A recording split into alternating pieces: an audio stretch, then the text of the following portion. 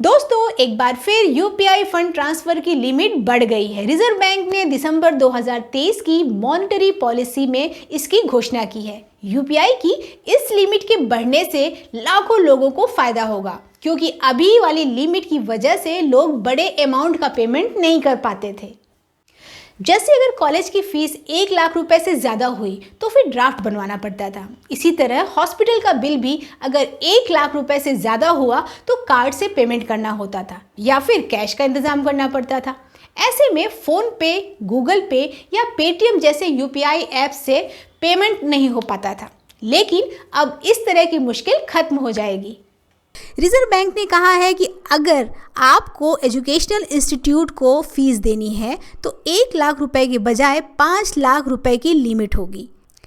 Limit में 5 गुना की इस बढ़ोतरी के बाद इंजीनियरिंग, मेडिकल और मैनेजमेंट स्टडीज़ की फ़ीस जमा करना आसान हो जाएगा।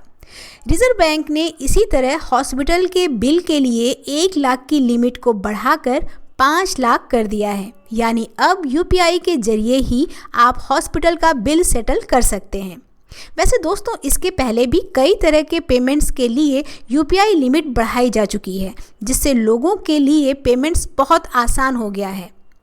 पहले से ही कुछ पेमेंट्स की लिमिट 5 लाख रुपए है, कुछ दूसरे तरह के पेमेंट्स की लिमिट 2 लाख रुपए है। तो आइए देखते हैं कि किन किन ट्रांजैक्शन के लिए यूपीआई लिमिट 5 लाख रुपए है। दोस्तों, आजकल खूब आईपीओ आ रहा है और उनसे लोगों को बढ़िया फ़ायदा भी हो रहा है। इसलिए अगर आप भी आईपीओ में पैसा लगाने की सोच रहे हैं तो पेमेंट के लिए यूपीआई का तरीका अच्छा रहेगा। इस तरीके में पैसा आपके अकाउंट से तभी कटता है जब आपको शेयर अलॉट होते हैं, और आईपीओ के लिए यूपीआई पेमेंट की लिमिट भी 5 लाख रुपए है। मतलब रिटेल इन्वेस्टर एक ही दिन में 2-3 आईपीओ में पैसे लगा सकते हैं। आईपीओ की तरह ही सरकारी बॉन्ड में पैसा लगाने के लिए यूपीआई की लिमिट 5 लाख रुपए है। 5 लाख रुपए की ये लिमिट तभी अवेलेबल होती है जब आप आरबीआई के रिटेल डायरेक्ट स्कीम के जरिए इन्वेस्ट करते हैं।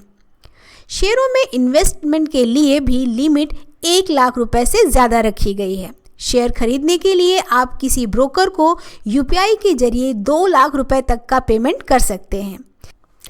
जैसे आप जीरोधा या ग्रो ऐप के अकाउंट में यूपीआई के जरिए एक साथ 2 लाख रुपए तक जमा कर सकते हैं। यूपीआई से पेमेंट का सबसे बड़ा फायदा ये है दोस्तों कि आपको किसी तरह का चार्ज नहीं देना होता है। वहीं अगर आप डेबिट कार्ड के जरिए पेमेंट करेंगे तो कुछ ना कुछ चार्ज तो लग जाएगा। शेयर की तरह ही अगर आप म्यूचुअल फंड में इन्वेस्ट कर रहे हैं तो भी 2 लाख रुपए तक का यूपीआई पेमेंट कर सकते हैं। 2 लाख रुपए की ये लिमिट बिल पेमेंट के लिए भी है।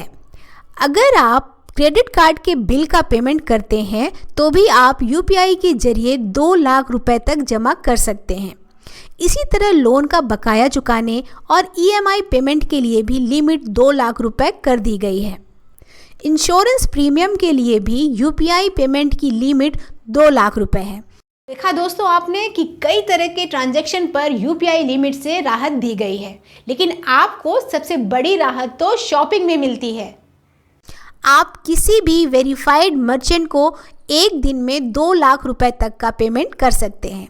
मतलब आपको बड़ी खरीदारी से पहले सोचना नहीं होगा। आप मोटरसाइकिल और गहनों की खरीदारी के लिए भी यूपीआई से पेमेंट कर सकते हैं।